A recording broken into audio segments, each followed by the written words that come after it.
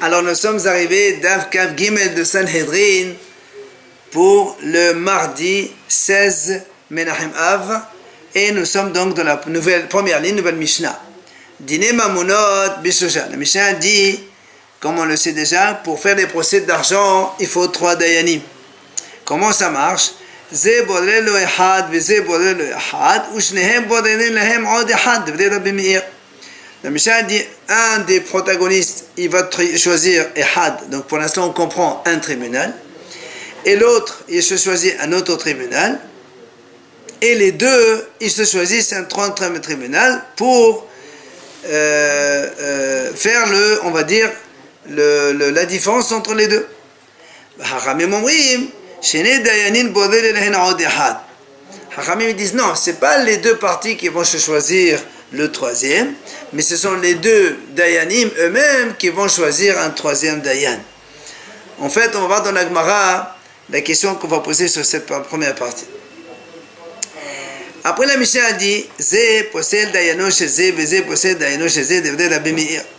Rabbi Meir il dit, par exemple, moi, il y a deux parties, donc Réhouven et Shimon, ils viennent au tribunal. Réhouven, il peut dire à Shimon, moi je ne suis pas d'accord avec le choix que tu as fait pour ce dayan, je ne veux pas. Ou Shimon, il dit la même chose. Mais, Hachamim dit, quand est-ce qu'il peut être rentre pas sous le dayan qui a été choisi déjà, et Matai, Bezman, Shemevea, Lehenelaya, Shen, Kodovin, Obsolin. Quand il amène une preuve, par exemple que le dayan c'est un proche du parti adverse, ou qu'il était pas soul, d'accord, mais comme ça sans raison, il ne peut pas refuser le choix donc de son adversaire.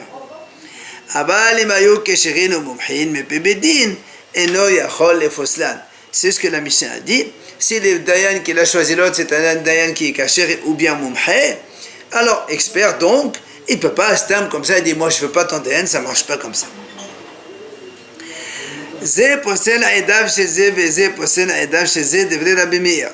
La même chose, Rabbi Meir dit, un des deux parties peut dire à l'autre, monsieur, tes deux témoins, j'en veux pas, ils sont pas bons. Et l'autre aussi. Mais la Hachamim ils disent là encore, non, Hachamim et Matai, quand est-ce qu'il peut les invalider? Quand il amène une preuve qu'ils sont proches du monsieur ou ils sont pas saouls, d'accord? Mais c'est des Adim Kshirim. Il ne peut pas lui dire, monsieur, je ne veux pas te deux témoins, ils sont cachers, il ne peut pas les invalider comme ça. Voilà donc notre Mishnah. Gmara, alors la Gmara, justement, comme on a dit tout à l'heure, elle pensait que selon la Mishnah, quand on a dit un, il choisit un parti il choisit un, elle a pensé qu'un parti il choisit un tribunal, 3 dayanim, l'autre parti il choisit 3 dayanim, et après un ou deux, ils se choisissent encore 3 dayanim, ça en fait 9 en tout. C'est pour ça que la Gemara dit, je ne comprends pas, Betlata Sagi, ici on n'a pas besoin de 9, on a dit Dinemam, l'autre Bishosha, il faut 3 dayanim, ça suffit. Alors la Gemara répond, et c'est vrai, Achika Amar, Ksheze Bode lo Bedin Ehad, Beze Bode lo Bedin Ehad, la Gemara dit non, c'est pas comme ça qu'il faut comprendre. Quand un boré le Bedin Ehad, il choisit donc un tribunal, et après son ami il dit je suis pas d'accord, alors l'autre aussi il choisit un tribunal, et l'autre il lui dit moi aussi je suis pas d'accord sur ça, alors chez les deux ensemble ils se choisissent un Bedin. C'est-à-dire, c'est pas qu'on prend 9. Un des partis, il choisit un tribunal de 3. Si l'autre dit, je suis pas d'accord, bon, il dit d'accord, on prend un autre. Alors l'autre parti, il prend un autre tribunal. Il dit, je suis pas d'accord, là aussi on peut. Mais on va pas rassembler 9 dayanim. Au total, il n'y aura que 3 dayanim. Alors là, on m'a dit comment? Ça veut dire qu'un des deux partis, toujours, il peut s'opposer sur le choix de l'autre. Va falloir lever Massé Merakev. On m'a dit, imagine qu'on a ici un procès entre un prêteur et un emprunteur. Alors l'emprunteur aussi, il peut dire au prêteur, je ne veux pas de ton bédine. Pourtant, on a vu que Rabbi Azar il a dit, Lo shanu ella malvé. Seulement, le malvé, c'est-à-dire le prêteur, il peut dire au lové, je ne veux pas de ton tribunal, de ton bédine, je veux un autre. Aval lové, kofin otovedan be'iro. Mais un emprunteur, il ne peut pas dire au Malvé, je ne veux pas ce bétonnier que tu as choisi ici, je veux aller dans une autre ville. Ça ne marche pas. Kofin Oto, on l'oblige à donc prendre le Bédine que le Malvé a choisi dans sa ville. Donc ça ne peut pas aller dans les deux sens. Alors la Gemara répond effectivement, il dit Rabbi Hanan, il a répondu qu'en fait ici on parle de tribunaux qui sont en Syrie, qui ne sont pas des Beqi'in Bedin Torah. Ça veut dire, Rachid dit, c'est pas des experts. C'est pour ça que donc il peut les rejeter et vouloir choisir autre. Là aussi, à Hanami, donc là aussi, quand est-ce qu'on a dit que l'un comme l'autre partie peuvent refuser le choix donc d'un tribunal choisi par un des deux parties, seulement en Syrie. Aval Mouhin, mais si c'était des dayanim Mouhin, des dayanim experts, là c'est sûr que on continue avec, comme on a dit, le Malvé il peut refuser le choix, mais le Lové, l'emprunteur, lui, on l'oblige à accepter le choix qui a été fait par le prêteur. Rapapa, il vient donner notre réponse. Il dit Rapapa, même si on dit qu'il s'agit de Bedin expert et donc il n'y a pas de problème.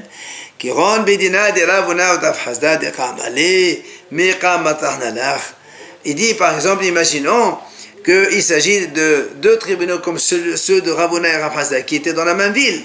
Alors là, le Lové peut lui dire je ne veux pas le tien, je veux un autre. Mais comme on est dans la même ville, il ne peut pas le dire l'autre, oh, tu ne vas pas me déranger. Ça ne fait pas de dérangement, c'est dans la même ville. Il ne va pas l'amener dans une autre ville. Alors là, ça peut se faire dans les deux sens. Alors vient l'Agma poser une question sur cette explication qu'on vient de donner. On a vu dans notre Mishnah, c'est marqué.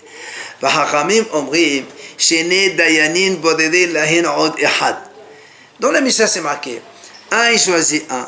L'autre partie choisit un. Après, il y a marqué. Et les deux Dayanim, ils choisissent un troisième selon les Hachamim. Alors,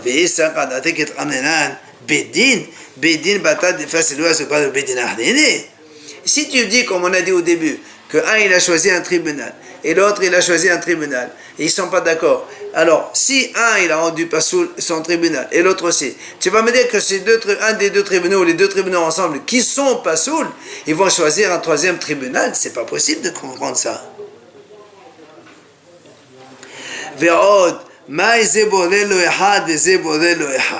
Alors, ou sinon, la Gemara dit une deuxième question. Qu'est-ce que ça veut dire un il choisit un? Ça veut dire que quand tu me dis un il choisit un, il choisit un. Ça veut dire que c'est toujours comme ça que ça se passe. Mais il y a des fois où on se met d'accord, et il n'y a pas de problème de choisir un autre. Et là, la Gemara dit en vérité, voilà comment il faut comprendre.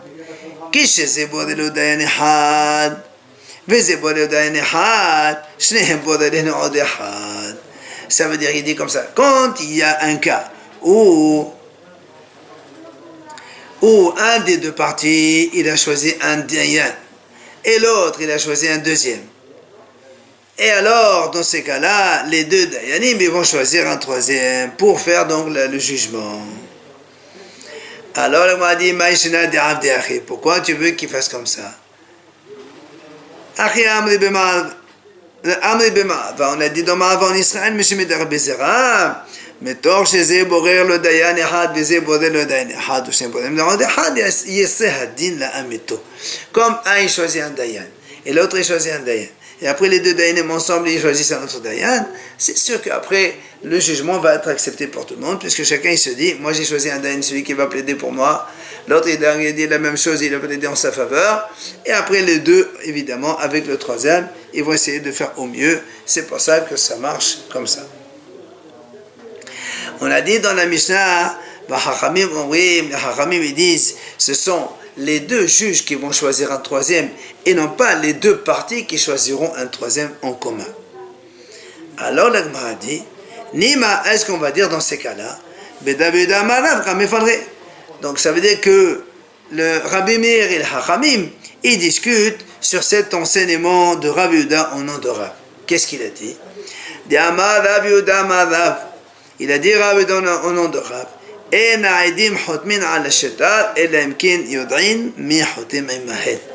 les témoins ne signent dans un shtar que quand ils savent qui va signer avec eux. Ça, c'est ce qu'il a dit Rabbi Danonora. Maintenant, qu'est-ce qu'on va dire?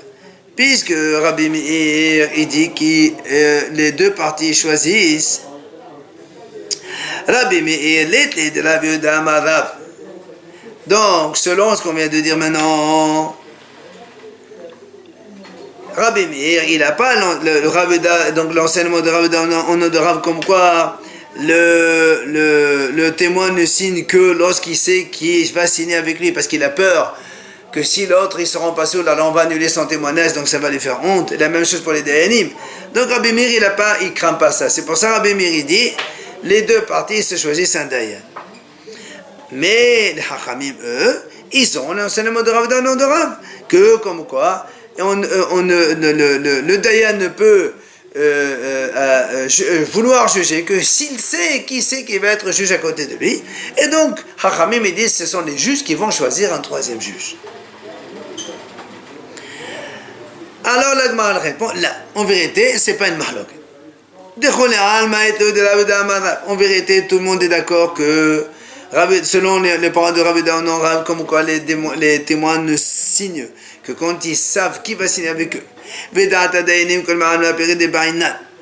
Et tout le monde sait qu'on a besoin de l'avis des Dayanim pour choisir un autre Dayan.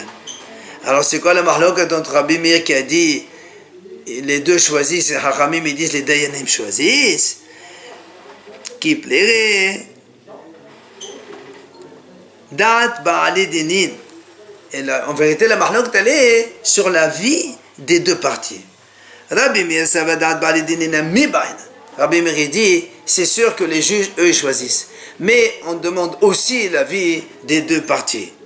Mais la banane, ça veut dire Hachamim disent, non, Dat Dayanim Ba'inan. Dat Ba'ali Dinin Ba'inan.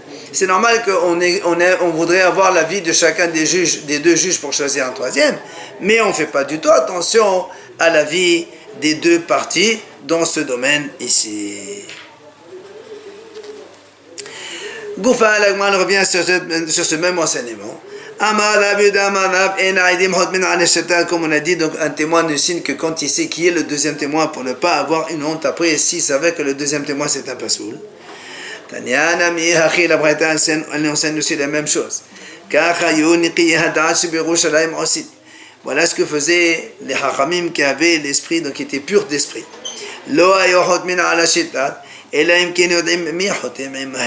Ils ne signaient dans un sheta que quand ils savaient qui est le deuxième signataire.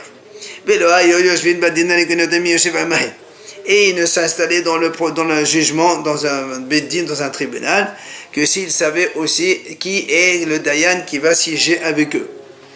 Ils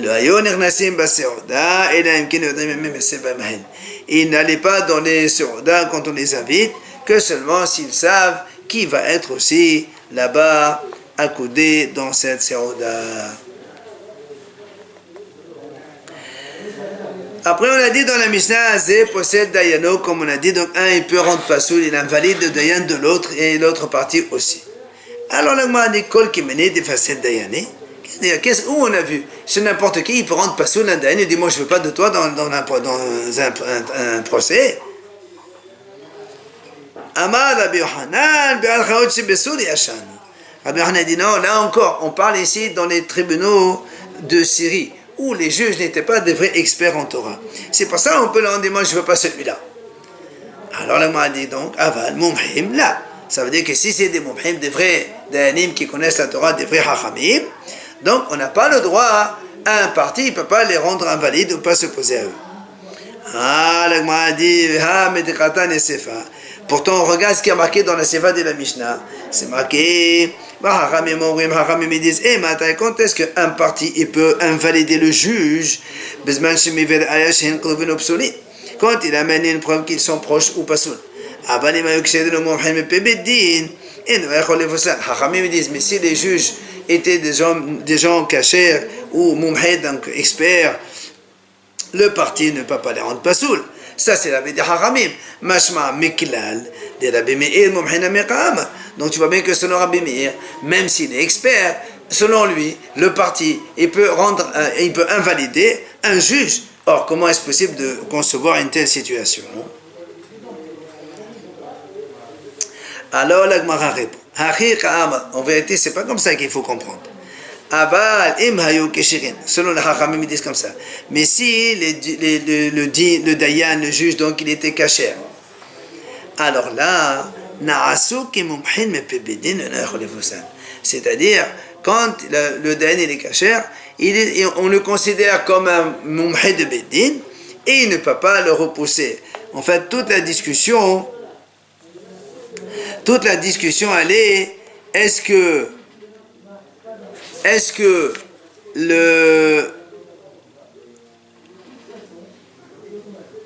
c'est ça.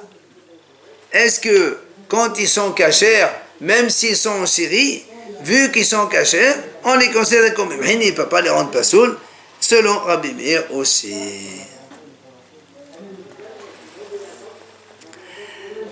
Tashema, l'Agma dit, on a posé une question à Amrou, le Rabbi Meir, on y a dit, Rabbi Meir, les Haramim, on a dit, le Kolim ne se possède un Shumah Rabbi. Voilà, pourtant, les Haramim ont dit à Rabbi Meir, tu sais, c'est pas n'importe qui peut rendre pasoul un Dayan qui est mumhé pour les Rabbim. Alors comment, donc on dit que Rabbi Meir, dans le Mishnah, dit qu'il peut rendre pasoul. Alors, on m'a dit, il dit non, c'est que Haramim lui a dit, tu ne peux pas, Rabbi Meir, toi, admettre qu'un parti peut rendre pasoul un Dayan, c'est-à-dire que la collectivité l'a accepté en tant que Dayan, ils l'ont accepté en tant que Dayan, mais il n'est pas véritablement mumhé. C'est comme un Dayan donc de Syrie, c'est pour ça qu'il peut le rendre pasoul. Tanya Nami Hachi, la Braïta l'enseigne aussi. Les Olam possèdent les Raji Rabel Alab Bedin Shimum Hel Arabib de Rabbi Meir. Alors, la Gemara dit, tu vois, une Braïta dit comme ça, effectivement, Rabbi Meir dit, les Olam possèdent il peut rendre pasoul le juge donc, qui a été choisi. Raji Rabel Alab Bedin Shimum Hel Arabib. Dès qu'il y a un Dayan qui est Mumhel Arabib, alors dans ces cas-là, il ne peut plus le rendre un nom valable selon Rabbi Meir aussi. Donc tu vois bien qu'un mouhé, alors on ne peut pas le rendre pasoul. Alors la Gemara dit, mais alors, il dit que mouhim damé, Rabbi Meir, c'est possible de chez eux, c'est possible de chez eux. La Gemara dit, dans ces cas-là, une question. Si tu dis que Rabbi Meir, quand quelqu'un il est mouhé, on ne peut pas le rendre pasoul, comment dans la suite? Dans la Mishnah, on a vu que Rabbi Meir dit, un des deux parties, il peut rendre pasoul, un témoin, les témoins de l'autre. Mais s'ils sont cachers, c'est des témoins, c'est comme si des Dayan et Mumhim, c'est la même chose. Alors comment il peut le rendre pasoul? Alors là, m'a dit, déjà, il a été dit à propos de cet enseignement. Amar Shlakish, il a dit, est-ce qu'une bouche aussi sainte, sacré que celle de Rabbi Meir, il peut dire une telle chose, comme quoi un parti, il peut donc invalider deux témoins de l'autre. Alors la Gemara répond, tu sais quoi, c'est-à-dire, en fait, pour comprendre la Mishnah, tu vas dire que Rabbi Meir, il a dit, un parti, il peut rendre pasoul aido, c'est-à-dire un seul témoin que l'autre, il a amené, l'autre partie, donc il peut dire, moi celui-là, il n'est pas valable pour moi. Alors il m'a dit, attends, je ne comprends pas. Aïdo, les mailles. Quand il a amené un témoin, c'est pour quoi faire? Et les mailles, les mamons, si c'est pour qu'il lui prenne de l'argent, ben, dans ces cas-là, la Haman a passé, on n'a même pas besoin de lui pour le rendre pasoul. C'est la Torah qui dit, Aïdihad, c'est pasoul, c'est pas valable. Maintenant, il est choix, si l'autre, il amène un témoin pour faire jurer l'autre partie, et mon aimé, dans ces cas-là, on le croit. Comment l'autre, il peut le rendre pasoul? Ça ne marche pas. Alors, on m'a dit, les olam, les mamans. On m'a dit, en vérité, quand l'autre, il a amené, c'est pour lui prendre de l'argent. Tu vas me dire, mais comment? Il ne peut pas. Puisqu'il y a un seul témoin, il ne peut pas prendre d'argent. Donc, il est pasoul d'office. Là, c'est il dit, non, ici, on parle d'un cas où l'autre partie, il a accepté ce témoin comme si c'était deux témoins. Et donc, au début, il a accepté. Maintenant, il voit, il dit, non, je ne veux pas de lui. Alors, l'agma a dit, Qu'est-ce que tu m'apprends? Que quand un parti, il est d'accord sur une proposition, maintenant il peut revenir en arrière sur cette proposition. Ça, on le savait déjà. Comment? Tanine. Alors, imagine, il y a deux messieurs. Ils sont en procès. Un, il dit à l'autre, on peut accepter mon père pour nous juger. Que normalement, le père, il n'est pas valable puisqu'il est parent d'un des deux partis. Ou bien, ou bien ton père, je suis d'accord pour le choisir en tant que juge. Ou bien ils prennent 3 bergers et les choisissent en tant que juge. Tu vois bien que Rabbi Meir dit, après le monsieur peut dire, je serai traité, non, je ne veux pas ça, je ne veux pas ton père, je ne veux pas mon père, je veux pas ces 3 bergers. Donc Rabbi Meir, il nous a déjà appris que quand on a choisi une chose, on peut revenir en arrière. Donc là aussi c'est la même chose. Tu me dis qu'il lui a appris un témoin et il a accepté que ce témoin il vaille comme si c'était 2 témoins. Maintenant il ne veut plus. Il a le droit. Et donc,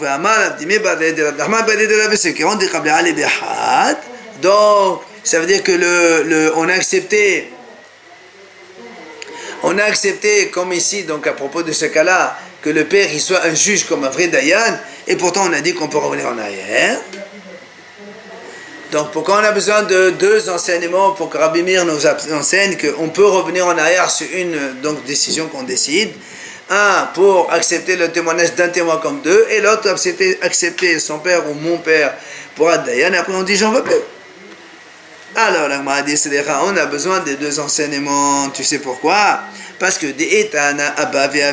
si on aurait enseigné que le cas du père quand on a choisi comme Dayan, là on aurait dit que les Hachamim, eux, qui n'étaient pas d'accord, qui peuvent revenir en arrière. Tu as choisi le père pour décider, c'est terminé. Pourquoi? Mais parce que ton père ou son père, le père des 2 parties, c'est vrai qu'il est proche pour les 2, mais pour un autre tribunal, pour d'autres personnes, ils sont capables. C'est des réoïm, c'est un bedin valable, un dayan valable. Mais quand on choisit un seul témoin pour faire office de 2 témoins, même dans des autres procès, ça ne marche pas. Alors peut-être que j'aurais dit que Hachamim il serait d'accord avec Rabbi Meir, comme quoi il peut revenir en arrière. C'est pas ça, on t'a enseigné que même dans ce cas-là, Hachamim disent non, tu ne peux pas revenir en arrière. Oui, ici on nous apprend le cas donc d'un seul témoin. J'aurais dit, c'est là où Rabbi Meir dit il peut revenir en arrière parce que justement un témoin qu'on considère comme 2, ce n'est jamais valable ni pour ce procès ni pour d'autres procès. C'est pour ça que Rabbi Meir peut revenir en arrière. Mais si il y a le cas du père qu'on a choisi en tant que Dayan, si on n'a pas enseigné, moi j'aurais dit que Rabbi Meir il s'alignerait sur les Hachamim, et quand on a choisi comme Dayan, c'est bon, on ne peut plus revenir en arrière. Donc tu vois bien qu'on a eu besoin des 2 enseignements. Donc la réponse elle a été donnée. Maintenant la Gemara sur cette réponse comme quoi il s'agit d'un seul témoin, la Gemara dit Dayano, mais c'est fa Edav. Comment tu peux dire que la Mishnah parle d'un seul témoin? Regarde bien dans la Mishnah. Dans le premier cas, marqué Dayano. Dayano, c'est un seul Dayan. Dans la Sefa, il est marqué Edav. Edav, c'est 2 témoins. Si vraiment tu dis que c'est un seul témoin, alors pourquoi on marque Edav? Si la Mishnah dit Dayano et Edav, c'est machma que c'est vraiment comme ça et pas autrement. Donc la réponse avec un seul témoin, ça ne marche pas. Al-Madav Kakatan. Amar Rabbi Lazar, il vient Rabbi Lazar et il dit c'est vrai. Il va donner une autre réponse. En vérité, ils sont 2 témoins, comme tu as dit, la Mishnah parle de 2 témoins. Mais là, c'est lui le parti. Avec un autre témoin, ils veulent rendre donc pasoul ces 2 témoins. Alors le m'a dit comment? Kol Kimene, quoi, chacun il fait ce qu'il veut. N'aurait de tout. L'autre témoin qui veut les rendre témoins, voilà, je comprends bien. Mais lui, il vient témoigner contre lui. Il ne peut pas les rendre pasoul. Il est concerné dans l'affaire, lui. Alors, Amar Rabahab, il vient Rabahab, il dit par exemple ici, il y a eu un petit problème, un petit souci, c'est-à-dire quelqu'un il a dit que le témoin il n'est pas tout à fait comme ça, il n'est pas tout à fait caché. Alors, m'a dit, de quel problème on l'a soupçonné? Et les maradins de Gazanot à Kolkimene. Si tu me dis il dit peut-être que c'est un voleur, là aussi tu ne peux pas invalider un témoin qui vient témoigner contre toi, tu vas dire non, non, c'est un voleur. C'est pas possible ça. Elle m'a dit non, tu sais quoi, c'est un problème au niveau de la filiation, de la kashrut, de la mishpaha. C'est-à-dire, Rabbi Meir, ça va aller à mishpaha comme ça. Oui, on me met la capacité. Rabbi Meir dit, tu sais, lui, le témoin, le parti, qu'est-ce qu'il dit? Il dit, ce monsieur-là, il descend d'une famille déjà pas saoul. Donc lui, il témoigne sur la famille. Et donc automatiquement, celui-là, il se trouve pas saoul. Donc je ne suis pas en train de témoigner que sur ça. C'est pour ça, comment il s'appelle, le parti, il peut annuler donc ce témoin-là. Par contre, vers la Banassav des Sofsot, de tout. Aramim, ils disent non, malgré tout, même si tu veux invalider la famille, mais en vérité, tu es en train d'invalider ce monsieur qui est en train de témoigner contre toi. Et là, ça s'appelle le Réabédout. Tu es concerné, tu ne peux pas l'annuler. Qui a Rabbi Yohanan? Il vient à Rabbi Meir, il donne une autre réponse au nom de Rabbi Yohanan et dit Mahlok et Beshtekete Aidi. En vérité, ici, la Mahlok de Rabbi Meir et les Hachamim, c'est que un des deux parties, il a dit, il a deux groupes de deux témoins. Et alors, Rabbi Meir, ça va, c'est-à-dire les vadés. Ils disent comme ça. Rabbi Meir dit, comme il a dit, j'ai deux groupes de témoins, donc il est obligé d'amener les 4 témoins. C'est-à-dire que s'il amène qu'un seul groupe, il n'est pas gagnant, il ne gagne pas son procès. Et donc, lorsque le parti il va témoigner contre 2 témoins, il va les annuler, eh bien c'est pas grave. Pourquoi? Parce que l'autre il a la possibilité d'apporter le deuxième groupe et ça marcherait. C'est pour ça qu'il peut le rendre pas sourd. Hachamim me disent non. Et non, ça a l'air l'évader. Quand un homme dit j'ai 2 groupes de témoins, on n'oblige pas à amener les 2 groupes de témoins. Tu amènes un seul groupe, ça suffit pour le procès. Or, si maintenant lui il va les rendre non valables, peut-être que l'autre il ne trouvera pas les 2 autres témoins. Et donc ça va se trouver qu'il va les annuler alors qu'ils sont contre lui. Alors c'est pour ça que ça ne marche pas. Voilà la mahlok de Rabbi Meir et le Hachamim de notre Mishnah. Aval la Gemara dit mais s'il s'agit d'un seul groupe de 2 témoins que l'autre il a amené, jamais personne ne peut les rendre invalidés.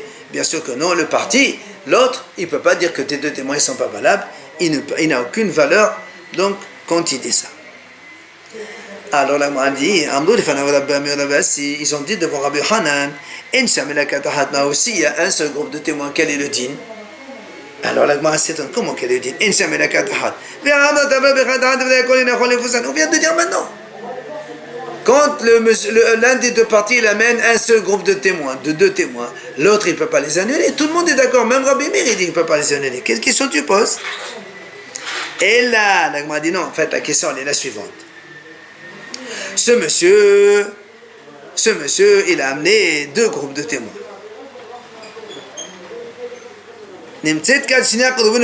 En fait, donc le parti, il a annulé le premier groupe de témoins. Pas soul. Très bien, on a dit il peut le rendre, son Rabbi Meir, puisque maintenant il y a encore un deuxième groupe. Ça va maintenant, il s'avère que le deuxième groupe, ils sont pas soul, parce que soit ils sont proches ou pour une autre raison. Qu'est-ce qu'on fait? Est-ce que on va accepter l'annulation première donc du parti qui a amené les 2 premiers témoins? Amalahen. Il aura répondu Rabbi Hanan, déjà ils ont témoigné le premier témoin et ils l'ont annulé, et donc on ne peut plus dire aujourd'hui maintenant qu'il s'avère que l'autre aussi allait annuler, celui-là il ne peut pas annuler. Il a témoigné, il les a invalidés, c'est terminé, on ne parle plus de ça maintenant. Maintenant que les autres sont tombés pas sous, tant pis. Et certains, il y a une autre version qui dit c'est Ravashi qui a répondu. La même chose. On a témoigné déjà pour le premier, il les a rendus non valables, c'est fini. Maintenant, si les 2 autres témoins ils se trouvent pas sous le Kharov, et bien tant pis, le procès il est nul. Alors la Ma'adinim, est-ce qu'on va dire dans ces cas-là, est-ce qu'on va dire que Rabbi Meir et les Hachamim dans notre Mishnah, ils discutent de la même mahloket que Rabbi et Rabban Shimon Gamliel? On a vu déjà cette mahloket. Dit Tanya, On a vu dans Baba Batra. Habal il donne bishtar wa hazaka. Si un homme, il vient chez un autre, il lui dit, voilà monsieur, le terrain que tu occupes là, il est le mien. Oui. Et l'autre, il lui dit, monsieur, moi j'ai un shtar et j'ai même une hazaka 3 ans que je suis là-dessus. Alors, ni donne bishtar, Rabbi dit, il est obligé d'amener le shtar. Parce qu'il a dit, il a le shtar. Rashbag Omer, ni donne hazaka. Rashbag il dit, non, il faut la hazaka. Va vinalba, là-bas, on a posé une question. Bahazaka avec le bishtar. Quoi, la hazaka et pas le shtar? Elle a aimé à bahazaka.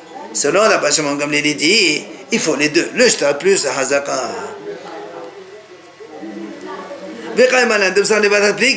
Et donc on a dit là-bas qu'en fait, c'est quoi? C'est comme il a dit, j'ai 2 preuves. Alors tu es obligé d'amener les 2 preuves, selon Rashbag. Alors que selon Rabbi, tu amènes une seule preuve. Alors est-ce qu'on va dire la même chose ici? La même chose. Selon Rabbi Meir, comme il a dit 4 témoins, il faut les amener les 4. Et selon Hachamim, non. Alors donc tu vois bien que Rabbi Meir c'est comme Rashbag, et Hachamim comme Rabbi. Donc c'est la même mahloket. Alors il m'a dit là, non. Allez, Bad Rabban Shimon Gamliel qui a dit ici, il faut les 2.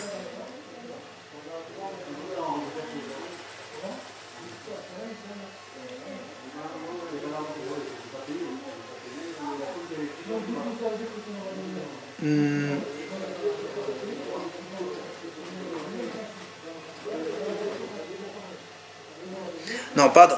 Selon la Basba, quand on a dit il faut les Bahazaka et pas les shtar, il dit Bahazaka, il choisit ou l'un ou l'autre. Et voilà, c'est ça. Rashbag il dit il choisit ou l'un ou l'autre. Alors que Rabbi il a dit, lui quand il a dit Rabbi il faut le shtar, ça veut dire, comme il a dit le shtar, et obligatoirement le shtar. Donc selon Rashbag, il peut l'amener ou l'un ou l'autre. Alors que le Rabbi, comme il a dit le shtar, il est obligatoirement le shtar. Et donc on va dire la même chose. Maintenant dans notre Mishnah, Rabbi Meir qui a dit il faut tous les 2 témoins, c'est comme Rashbag. Alors que Rabbi, c'est comme le Haramim. Est-ce qu'on va dire c'est la même? Ok. Là on m'a dit là non. Ah le Badé la Mashom qui a dit on choisit que les Hamal appellerait, évidemment. Tu peux pas dire que Rabbi Meir il pense que tu peux pas dire que Rabbi Meir il pense comme Rashbag, puisque Rabbi Meir dit il faut tout, alors comme Rabbi, qui plairait à l'Ibad Rabbi. Donc la mahlok est allée selon l'argument de Rabbi qui a dit on amène tout. Dès Rabbi Meir que Rabbi. Donc comme on a vu dans notre Mishnah, Rabbi Meir dit il faut amener toutes les preuves, Rabbi, tous les témoins, comme Rabbi l'a dit là-bas, amène le shtar aussi. Maintenant la banane amener la Chachamim ils te disent non. Tu sais pourquoi Rabbi l'a dit là-bas, il faut amener le shtar aussi. Et là-bas, Hazaka Demukashtanakati. Parce que la hazaka elle-même, d'où elle vient du shtar. C'est pour ça qu'il a dit qu'il faut amener le shtar.